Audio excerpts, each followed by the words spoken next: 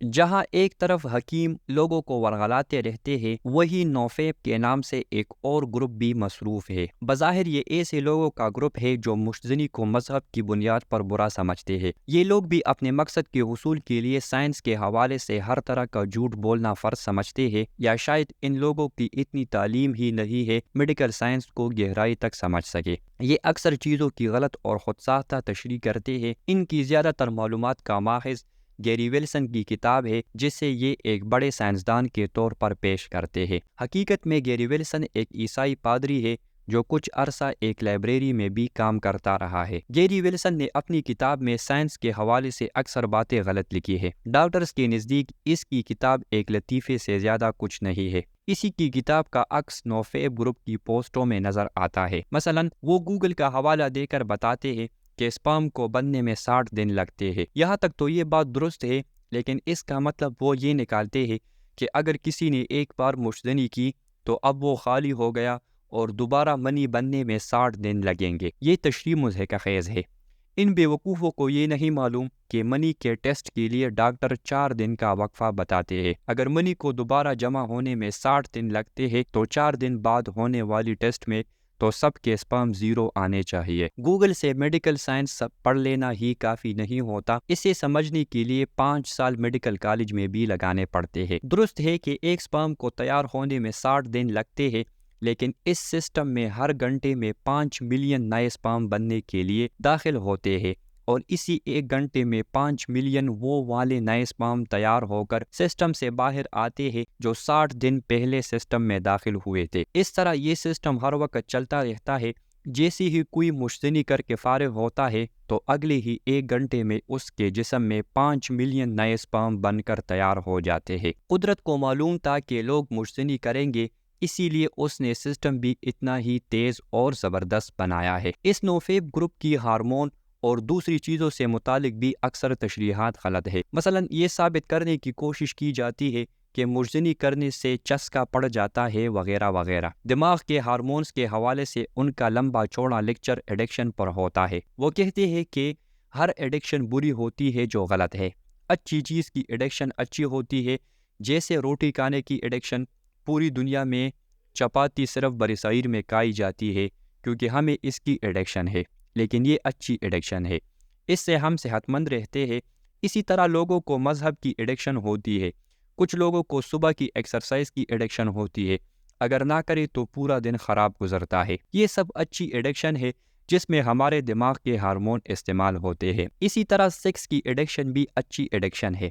جن لوگوں کو سیکس میں دلچسپی نہیں ہوتی انہیں طرح طرح کے جسمانی اور معاشرتی مسائل کا سامنا کرنا پڑتا ہے۔ صرف بری چیز کی ایڈکشن بری ہوتی ہے اور سیکس بری چیز نہیں ہے۔ سچ یہ ہے کہ سیکس کے ذریعے حصول لطافت و سکون کے شدید جذبات قدرت نے ہی انسان میں رکھے ہیں۔ اسی طرح وہ مشتزنی کو پورن ویڈیو سے جوڑنے کی کوشش کرتے ہیں۔ پورن ویڈیوز تو ابھی پچھلے 50 سال کی ایجاد ہے، جبکہ مشتزنی تو انسان ہزاروں سالوں سے کر رہا ہے۔ اس دور سے جب نہ تو کوئی ٹیکنالوجی تھی، نہ سازشی عیسائی اور نہ یہودی، ہزاروں سال پرانی حکمت کی کتابیں اٹھائے تو ان میں بھی حکمان مشتزنی کے علاج درج کیے ہیں۔ اگر یہ سب پورن ویڈیوز اور صلاح الدین ایوبی کے دور میں عیسائیوں سے شروع ہوا تو قبل از مسیح میں حکیم کس مشتزنی کا علاج کرتے رہے ہیں؟ مشتزنی کی تاریخ اتنی ہی پرانی ہے جتنا خود انسان۔ 6000 سال قبل از مسیح کے دور کی غاروں میں بنی ہوئی ایسی تصاویر ملی ہے جس میں مشتزنی کرتے ہوئے دکھایا گیا ہے۔ قبل از مسیح میں ہی اہل مصر دریائے نیل کے پانی میں کھڑے ہو کر عبادت کے طور پر مشتزنی کیا کرتے تھے۔ پون ویڈیوز دیکھنا اچھی بات نہیں ہے۔ جہاں یہ ایک معاشرتی برائی ہے، وہی انسان انہیں دیکھ کر غلط فہمیاں پال لیتا ہے اور اپنے آپ کو کمزور سمجھنے لگتا ہے۔ لوگوں کو کسی دوسرے کے پرائیویٹ پارٹس دیکھنے سے روکنا اچھی بات ہے، لیکن اس کے لیے جھوٹ کا سہارا لینا ٹھیک نہیں۔ جب لوگ سائنس کی غلط تشریح سن کر ذہنی مریض بن جاتے ہیں اور علاج کے لیے آتے ہیں تو ڈاکٹرز کے پاس اس کے علاوہ کوئی چارہ نہیں ہوتا کہ انہیں سچ بتائے کہ میڈیکل سائنس کے مطابق ان کے جسم کو کسی قسم کا کوئی نقصان نہیں ہوا ہے اور یہ سب صرف ان کا وہم ہے۔ خدا را اپنے مشن کی تکمیل کے لیے لوگوں کو نفسیاتی مریض بنانا بند کر دے۔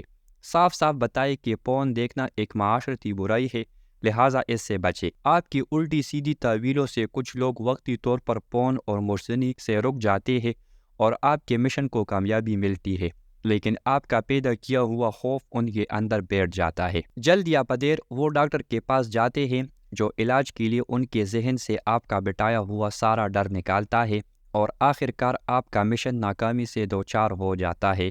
کیا فائدہ ہوا؟ اس لیے پہلے ہی صرف وہ باتیں کرے جسے اصل والی میڈیکل سائنس رد نہ کرتی ہو۔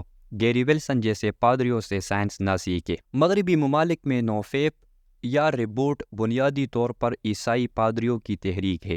عیسائیت میں سیکس کو بہت بری چیز سمجھا جاتا ہے اور پادریوں کو رہبانیت اختیار کرنی پڑتی ہے، یعنی وہ ساری عمر سیکس نہیں کر سکتے۔ انہی عیسائی راہبوں نے ویسٹ میں نوفیپ تحریک شروع کی ہوئی ہے، جہاں اس تحریک کے بہت سارے پادری حامی ہیں، وہی اس پر تنقید کرنے والے بھی بہت ہیں۔ اس کے برعکس اسلام میں رہبانیت کی اجازت نہیں ہے اور نہ ہی سیکس کو ایک برائی سمجھا جاتا ہے۔ مجزنی بھی اسی کا حصہ ہے۔ قرآن میں اس کی کہیں ممانعت نہیں ہے، صرف ایک ضعیف حدیث ہے کہ مجزنی کرنے والے کے ہاتھ حاملہ ہوں گے۔ بہت سے علماء اس ضعیف حدیث کو درست نہیں مانتے۔ لگتا ہے کہ کسی سخت مزاج آدمی نے عیسائی رہبانیت سے متاثر ہو کر اسلام میں اس حدیث کو داخل کیا ہے۔ میں کوئی مذہبی عالم نہیں ہوں جو اس پر رائے دوں، لیکن ذاتی طور پر مجھے بھی یہی بات درست لگتی ہے۔ بھلا کس طرح ممکن ہے کہ جو چیز معاشرے میں ہزاروں سالوں سے جاری ہو، وہ اگر حرام ہو تو اس کے بارے میں قرآن میں ایک لفظ تک نہ ہو، اور احادیث میں بھی صرف ایک واحد ضعیف حدیث ہو؟ یہ بات تو طے ہے کہ حدیث کا منکر مسلمان نہیں ہو سکتا، لیکن جب معاملہ ہو کسی ضعیف حدیث کا جسے صحیح ہونے میں شک ہو تو سب علماء اس پر متفق ہے کہ اس کی بنیاد پر حد لاگو نہیں ہوتی۔ بہرحال یہ میری ذاتی سوچ ہے، آپ لوگ اپنے اپنے فرقے کے علماء کی رائے کے مطابق عمل کریں۔